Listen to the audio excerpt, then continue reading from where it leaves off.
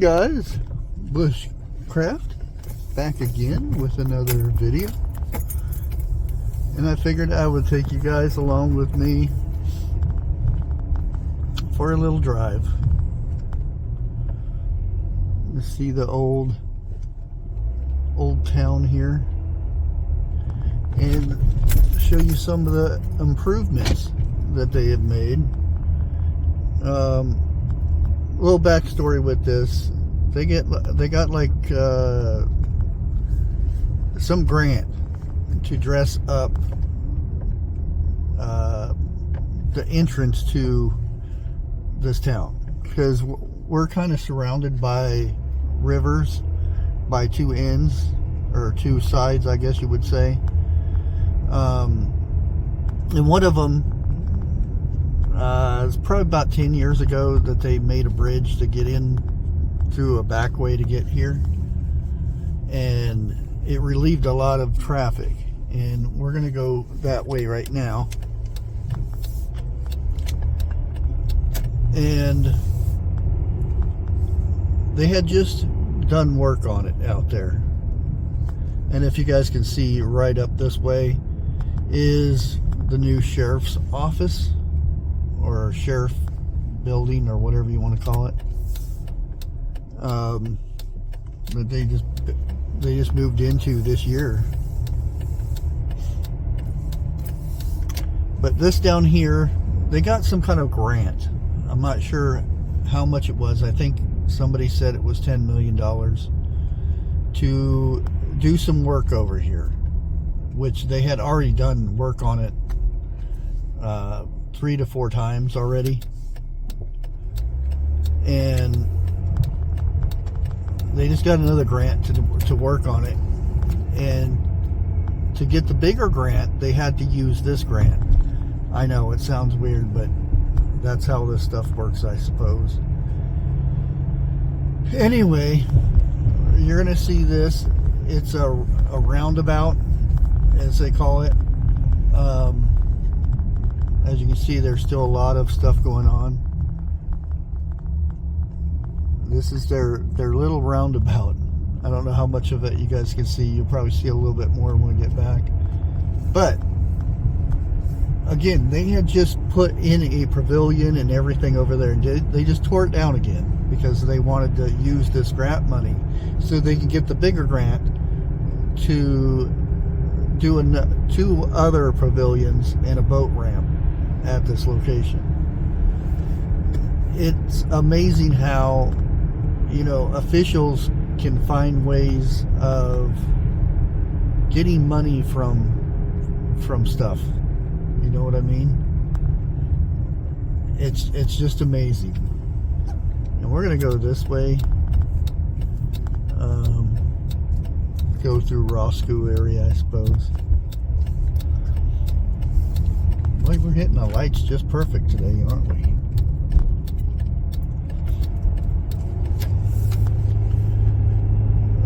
Temperature's not too bad. It's in the mid 40s today,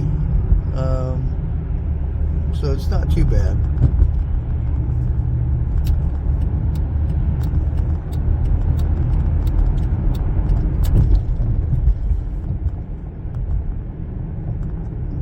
The area,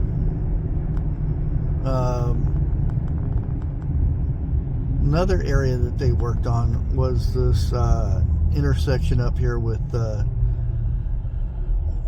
getting into the city, because again, we have to cross a river to get into the city of Coshocton. Boy, that car sounds horrible. And they've put so much money in the bridge. Again, just like like what we just went past, that $10 million circle thing. The bridge up here, they had just rebuilt the bridge, and wasn't even 3 to 4 years later, the bridge started falling apart. So they got another grant, and not to mention they raised our property tax again. They rebuilt the bridge again. and they did a good job, but again, a lot of money is re-spent over stuff that should be fixed the right way. And we're going through a part of town. These buildings have been through floods. If you see the buildings over here on the right, these buildings are probably 150 years old. They were in a flood, and then everything was just left here after the flood for like 30 years, and then they rebuilt it and made it a tourist area. Now these, again, in the buildings here on the left, these buildings, a lot of these buildings have been here for 100, 200 years. This one over here on the right has been, it's the oldest building in Ohio, so they say. What I'm getting at, the bridge was done, we'll say 10 years ago, and it lasted 3-4 years. Well, the thing is, why don't they build stuff like they used to? Why don't they show pride in, instead of skimping every little thing they can and trying to save money on this, why don't they make it really good the first time?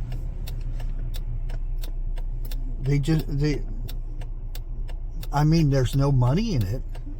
You know, how many times are people going to get paid to do the same job every couple of years, every few years? Like this bridge. This part, the first part is over the highway, Route 16 or 36. It's the same route, but yeah. What I'm getting at, why isn't things as good as they used to be? I deep down, I know it's all about money. They want to save that money, and they want to make more money. If companies put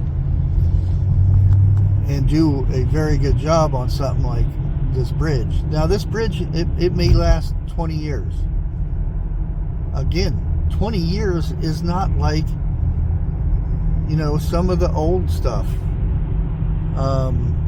Look at the bridges around New York City. Look how long those things lasted. Some of the older ones. It's just a shame that this country is, or has, you know, lost their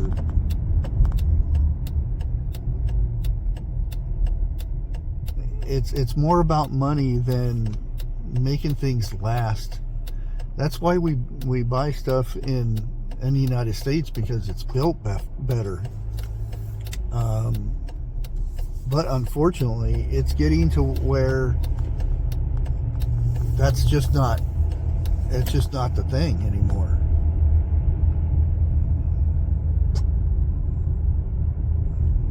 It's not.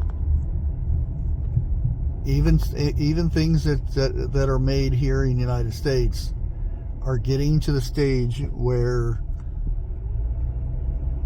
it's not as good as other countries.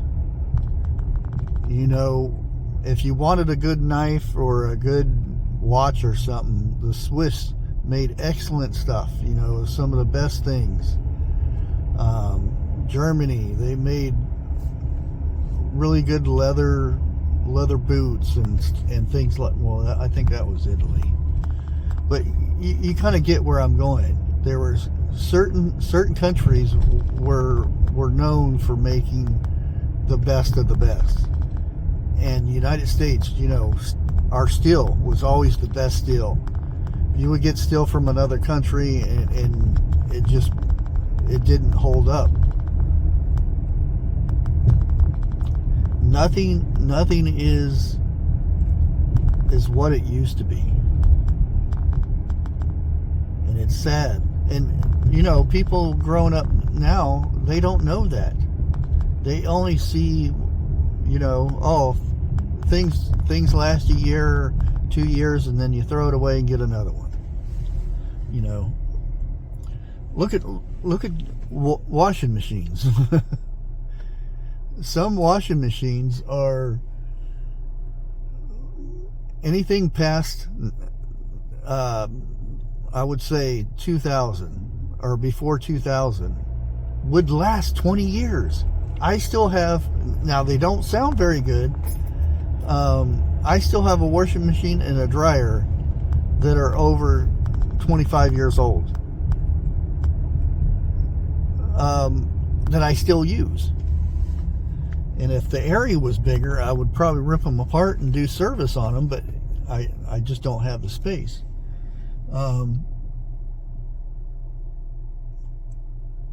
Now you go to the new appliance places. I hear people getting these new fancy machines. They're stand up this, or they're Super Duty this, or whatever. They last a couple years and then they're gone. They're no good. Well, we'll just replace it. Why do you think there's appliances and insurance things now, to where you can buy insurance for your household goods, like your TVs and your furnace and all kinds of other stuff, that if it goes bad, you know, you pay the deductible and get it replaced. They never had that stuff. Nobody would buy it back in the 80s. Well, what the heck I'm gonna buy this for? We make good stuff here. It never breaks, you know. If it does, we fix it ourselves. Yeah, it's quite odd. And I'm seeing more of this more and more. And it really is a shame. It really is. You see all these new buildings and whatnot, and you see them getting repaired all the time. And you see some old house that's going on 200 years old. And yeah, you make it look modern and stuff on the inside, but them bones, those strong bones that hold that place together, are still holding that house together. And you look at some of this lumber and stuff that these houses were made out of, still strong. You know, you get these new 2x4s and you make something like I made a thing for my garden to hold buckets up off the ground, and wasn't pressure treated wood or anything, nothing special. And the wood brought it up on the bottom the first year. Now, I could have treated it and everything, but it was free wood, you know, it was no biggie. If it rots out, I'll just replace it. But the difference in the wood compared to the way it used to be, that wood, you see some old log cabins that are 300-400 years old, and the lumber is still strong as can be. You'll have some, you know, where termites get in it or something like that, but they had ways of dealing with that stuff. It just amazes me how the quality of things have progressed so badly that, you know, we expect things to not last. And I have bad windshield wipers. That's why I haven't turned them on. If you guys are wondering, because I'm just going to make you guys all blurry now. Usually I don't turn my windshield wipers on until I have to. So I hope you guys like this little drive through town and my little rant about the quality of craftsmanship, the way things are nowadays. Now, I'm not saying everything's that way, because you can watch, there are people on YouTube that will make a cabinet or make something, and they take their time and they measure things twice, and they make the squares cuts, and they do so much to make it look so perfect.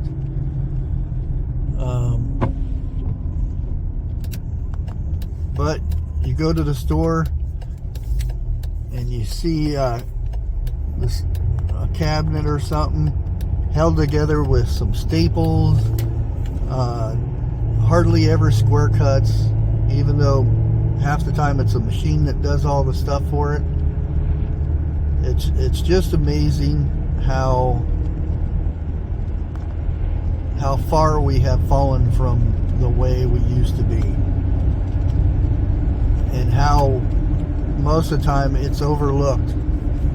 I'll turn my lights on, I forgot. It's raining, you have to turn your lights on so you can see the raindrops hitting.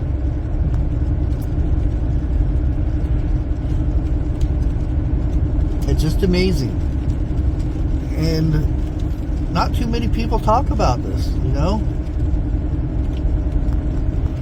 And pretty soon we won't be here anymore. It'll be the younger generation, the people that were born after 2000. Those will be the people that are around, and they will only know, you know, the quality of the stuff that they buy or the houses that are built, how long they last. It'll be normal.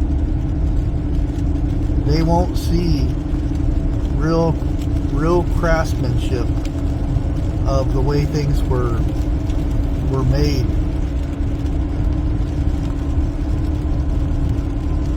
You know, I've watched some people make furniture the way it used to be made in the olden days. You know, the pioneer days. It would take them a long time to create a chair or something like that. They would carve every piece out. They would notch things in. And they didn't have the technology we have. And some of that stuff would last over 100 years old. 100 years. Easy. There's still, you go to antique places now and look at some of the old stuff. And it's just as good as it was when it was made. That's why I hate when I go to a Goodwill or a yard sale and I'll see something that's, you know, 100 years old and somebody slathered some paint all over it. I've taken an old table that was painted one time and I stripped all the paint off and then put stain on it and put a good sealer on it, and that was the most beautiful table. The grains in it and things like that. It's better than any of the particle board crap that you find now today. And I had that table for a good 30 years. Well, maybe not 30, but at least 20.